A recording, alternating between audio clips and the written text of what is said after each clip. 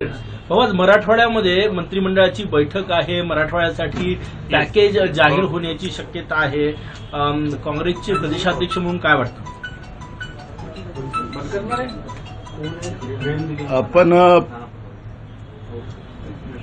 75वा स्वातंत्र्य संग्राम मुक्तीचा आपण वर्ष मानवतो आहे आणि अशा परिस्थितीमध्ये काँग्रेसच्या वतीनं अशोक चव्हाण जे असतील, आम्ही असेल, अनेक मुद्दे आम्ही मराठवाड्याचे उपस्थित केलेले होते. जवळ 75 प्रश्न मराठवाड्यातले निकाली काढावे अशा पद्धतीची भूमिका आम्ही विधानसभेत सरकारला मांडली. पहिली तर हे लोक विधानसभेत त्या विषयावरचा ठरावच आणायला सरकार विसरत होती. म्हणजे मराठवाड्याला भाजप प्रणित येड्याचं सरकार हे विसरलं काय अशा पद्धतीचं चित्र होतं. मग आम्ही त्या पद्धतीचा दबाव आणला विधानसभेत आणि नंतर त्यांनी त्याच्यावरचा ठराव शेवटच्या दिवशी आणून एक प्रकारे मराठवाड्याचं तोंडाला पानं पुसलेली होती. अशा पद्धतीचं विधिमंडळातल्या कामकाजाचं आपल्याला सगळ्यांना माहिती आहे. आता ही जी मंत्रिमंडळाची बैठक मराठवाड्यात होत आहे ती 5 स्टार हॉटेलमध्ये होत आहे. मराठवाड्यामध्ये आतापर्यंत जे काही मंत्रिमंडळाच्या बैठका झाल्यात त्या बैठका कमिशनर ऑफिस, रेस्ट हाऊस अशा पद्धतीच्या होत होत्या. आता तर मंत्रिमंडळ यांचं पूर्ण पण नाही आहे. अजूनही 17 मंत्री यांचे प्रतिष्ठेत आहेत. हे मंत्रिमंडळाचा विस्तार करत नाही. मग यांना 5 स्टार हॉटेलमध्ये जनतेच्या पैशाची उधळपट्टी करायला कोणी अधिकार दिला? आणि हे खऱ्या अर्थानं 5 स्टारमध्ये बसून, एअर कंडिशनमध्ये बसून काय त्या मराठवाड्याच्या शेतकऱ्यांचे, तरुणांचे, गरिबांचे प्रश्न सोडवू शकतील का? विकासाचे प्रश्न सोडवू शकतील का? हाही प्रश्न या निमित्तानं निर्माण होत आहे. हे घोषणाबाज सरकार आहे. मराठवाड्यात जाऊन घोषणा खूप करतील, पण घोषणा करून त्याची अंमलबजावणीचं ते आम्हाला त्यांनी हे दिलं पाहिजे टाइम पिरियड की मराठवाड्याच्या विकासासाठी आम्ही हा आमचा टाइम बाउंड प्रोग्राम आम्ही देतो आहे. हे विकासाचे आम्ही कामं करतो आहे. कारण की आपण परवा पाहिलं मुख्यमंत्री आणि दोन्ही उपमुख्यमंत्री मराठा आरक्षणाच्या प्रश्नाबद्दल जेव्हा मीडियाच्या समोर आले तर ते त्या पद्धतीने जे बोललेत की आम्हाला तर फक्त बोलायचं आहे, करायचं तर काही नाही आहे.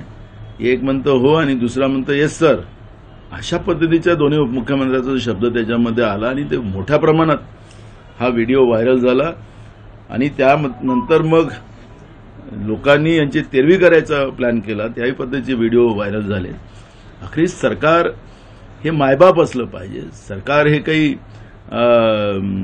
लोकांचे गळे कापणारं सरकार नसलं पाहिजे, खिशे कापणारं सरकार नसलं पाहिजे. पण हे सरकार ज्या पद्धतीनं वागते लोकांना यांच्यावर विश्वास राहिला नाही अशी परिस्थिती आहे.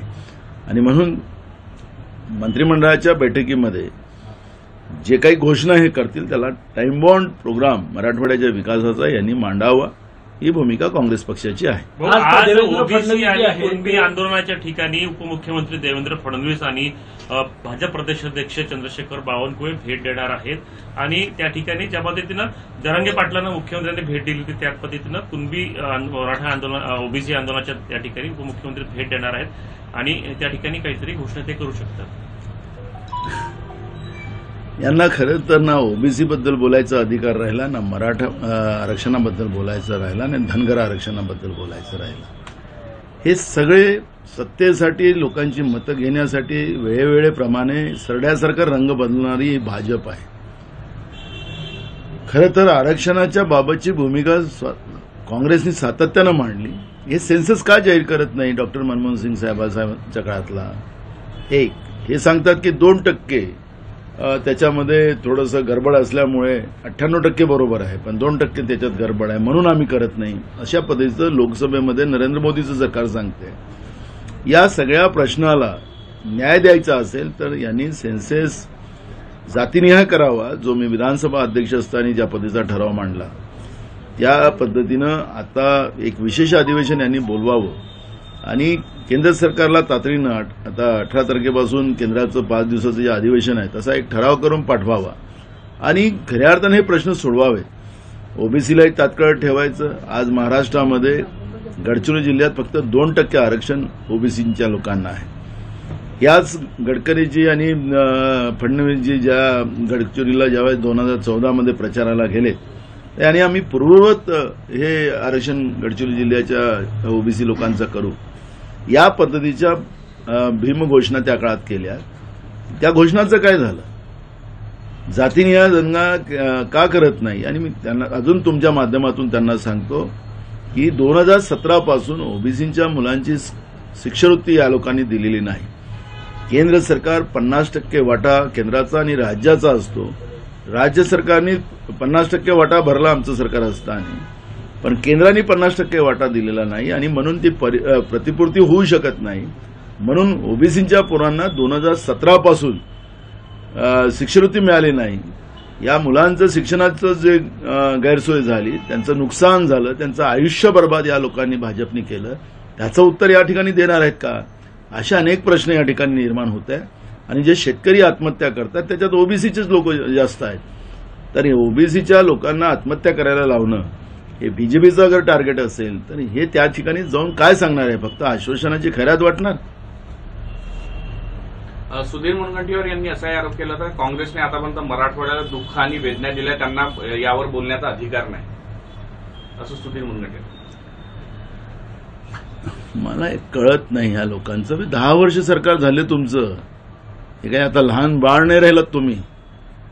केंद्रातही सरकार तुमचं, राज्यातही सरकार तुमचं, बहुमतातलं सरकार. 3 इंजिन लावलेत तुम्ही. आता 3 इंजिन लावलेत. केंद्रात तुमचं बहुमताचं सरकार आहे. तुम्ही काय केलं तेवढं तर सांगा. काँग्रेसने काय केलंय जनतेला कळत आहे. जनसंवाद यात्रेमध्ये जनतेच्या भावना आम्हाला कळल्यात. त्यांना जनतेच्या भावना माहिती नाही. त्यांना स्वतःचे बोके कसे भरायचे आणि मग त्याच्यावर उलटं आरोप लावायचे. ते आता तुम्ही विरोधी पक्षात नाही आहे, सत्तेत आहात. त्याची जाणीव फक्त मुनगंटीवार तुम्ही ठेवा. तुम्हाला जाणीव राहिली नाही. तुम्ही अजूनही विरोधी पक्षातच असं वागतात आहात. सत्तेत तुम्ही बसले, तुम्ही काय करणार आहे ते सांगा. आणि मी सांगितलं टाइम बाउंड प्रोग्राम द्या, तुम्ही त्याप्रमाणे करा ना. आम्ही काही केलं नाही म्हणून तुम्ही सत्तेत आलात असं तुम्हाला वाटत असेल. काँग्रेस पुन्हा सत्तेत लोकांना आणायची आहे. तुमच्यावर आता भरोसा राहिलेला नाही. तुम्ही ज्या पद्धतीनं शेतकऱ्यांच्या आत्महत्या वाढवल्यात, आज कृषी मंत्र्याच्या जिल्ह्यामध्ये मोठ्या प्रमाणात आत्महत्या वाढत आहेत. तर तुम्ही काय करताय हे तुम्हाला माहिती असेल नसेल तर मग त्याच्यानंतर भ्रष्टाचार आणि भ्रष्टाचारातून सत्ता आणि मग आमदार विकत घ्या भ्रष्टाचाराने, ही तुमची जी पॉलिसी आहे. खायचे दात आणि दाखवायचे दात तुमचे वेगळे होते, पण आता दोन्ही दात जनतेला दिसलेले आहे. त्यामुळे अशा आरोपापेक्षा तुम्ही काय करता तेवढं लोकांना सांगा.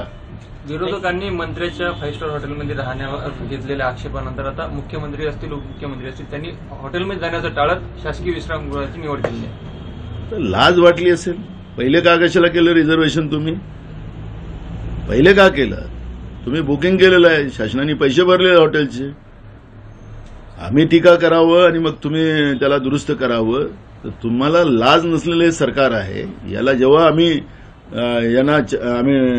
डोळे दाखवले, त्यांना वास्तविकता समजून सांगितली, तेव्हा हे लोक अगर समजा तिकडे जात असतील तर हे सरकार फक्त बोलण्यासाठी आहे. ते मुख्यमंत्र्यांनी आणि दोन्ही उपमुख्यमंत्र्यांनी मराठा आरक्षणाच्या बाबतची जी भूमिका मांडायच्या पहिले जे आल्या आपल्याला फक्त बोलायचंय, करायचं काही नाही असं मुख्यमंत्री बोलतात आणि दोन्ही उपमुख्यमंत्री होला लावतात.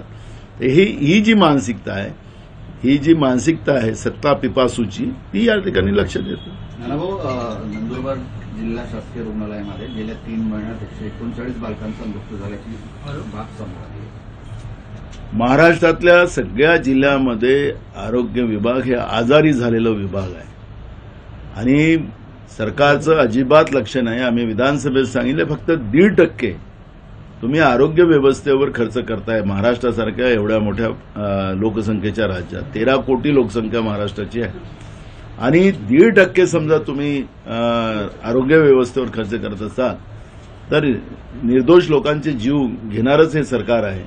या सरकारला सांगितले की राजस्थानसारख्या छोट्या राज्यांनी 10% बजेट आरोग्य याच्यावर केलं. आरोग्याचा अधिकाराचा कायदा त्या ठिकाणी आणला. महाराष्ट्रामध्ये सुद्धा आरोग्याचा अधिकाराचा कायदा आणून प्रत्येकाचा जीव वाचवणं हे सरकारची जबाबदारी आहे. हे संविधानात सांगितलेलं आहे. या राज्यामध्ये ना शिक्षण बरोबर, या राज्यात ना आरोग्य बरोबर. शाळा बंद केल्या, त्याला खाजगीकरणाकडे टाकून राहिले. एका प्रायव्हेट माणसाला जिल्हा परिषद शाळा द्यायला निघाले. 80,000 शिक्षकाची पदं खाली असताना सुद्धा आज ही जी सरकार आहे जॅकेट घालून आपली पाठ आपण थोपटत आहे. त्यामुळे यांचं जॅकेट आता जनता उतरवणार आहे. हे निर्दोष लोकांचा जीव घेणारी ही सरकार भाजप प्रणित येण्याची सरकार आहे. थँक्यू. महाविकास आघाडीच्या सरकारमध्ये उद्धव ठाकरे मुख्यमंत्री असताना सर्वाधिक रोजगार आल्याचं आरटीआयच्या अंतर्गत समोर आलेलं आहे. सर्वाधिक उद्योगधंदे महाराष्ट्रात आल्याचं आरटीआयच्या अंतर्गत समोर आलेलं आहे उद्धव ठाकरे मुख्यमंत्री असताना. महाविकास आघाडी सरकारचं जो मिनिमम कॉमन प्रोग्राम जो आमच्या नेत्या सोनिया गांधीजींनी दिलेला होता, शेतकऱ्यांचं कर्जमाफी असेल, राज्यामध्ये उद्योग आणून मोठ्या प्रमाणात रोजगार निर्मिती करणं, शेती उद्योगाला चालना देणं, आरोग्य व्यवस्थेमध्ये सुधार करणं, पण तो काळ पूर्ण कोरोनाचा काळ गेला. नरेंद्र मोदी साहेब तर मोठे डॉक्टर आहेत, त्यांनी ते लॉकडाऊन करून टाकलं.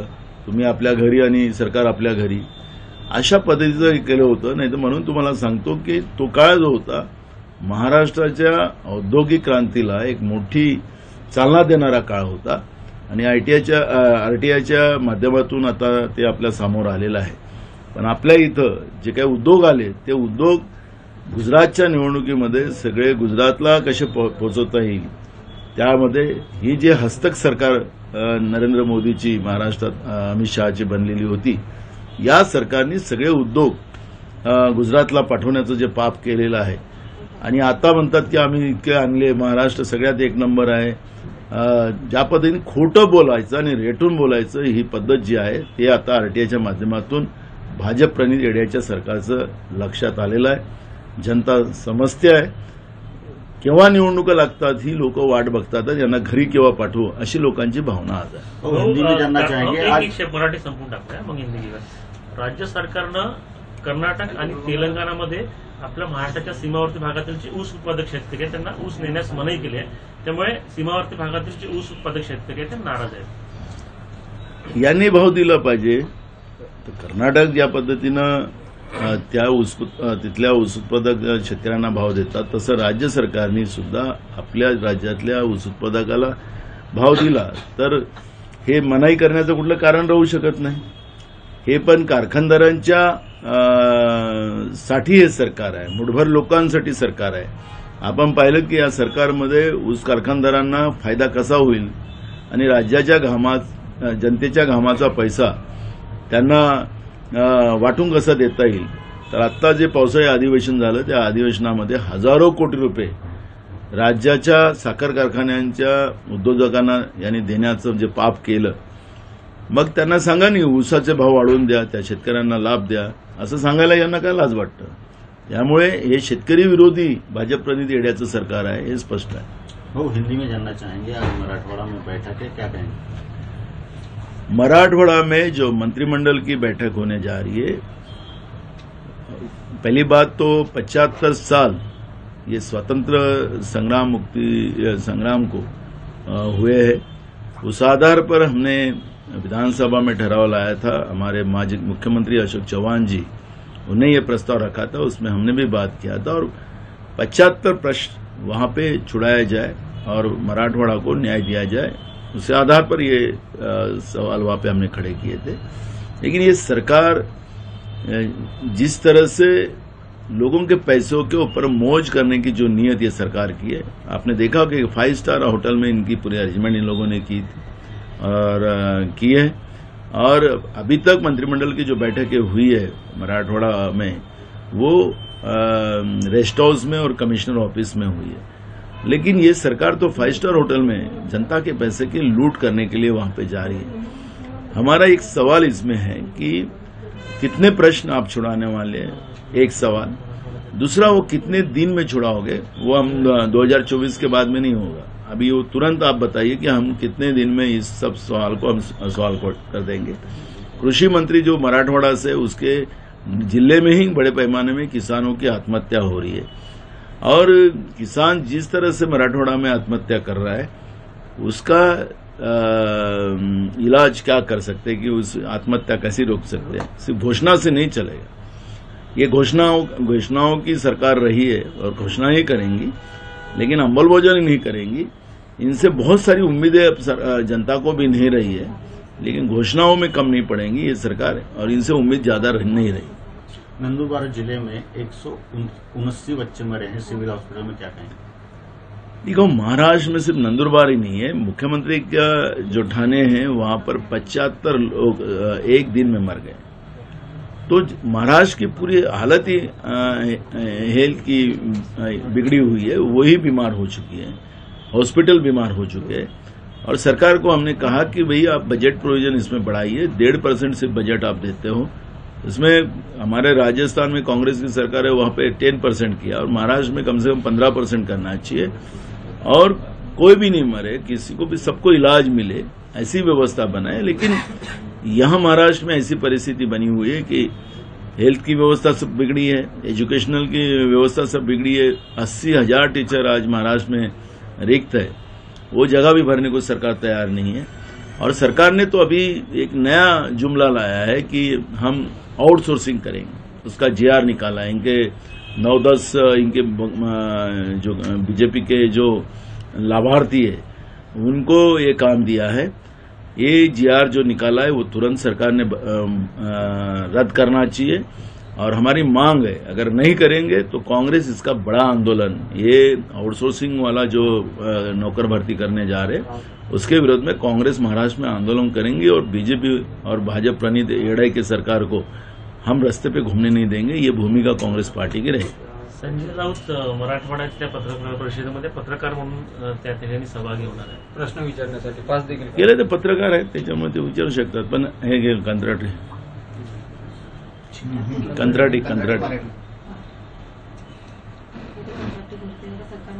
हो, काल अजित पवारांनी म्हटलं होतं की कंत्राटी भरतीचा जो निर्णय आहे तो गेल्या सरकारच्या काळात झाला होता, त्याच्यावर अनेक लोकांचे हस्ताक्षर आहे, विरोधक फक्त विरोधासाठी टीका करतात।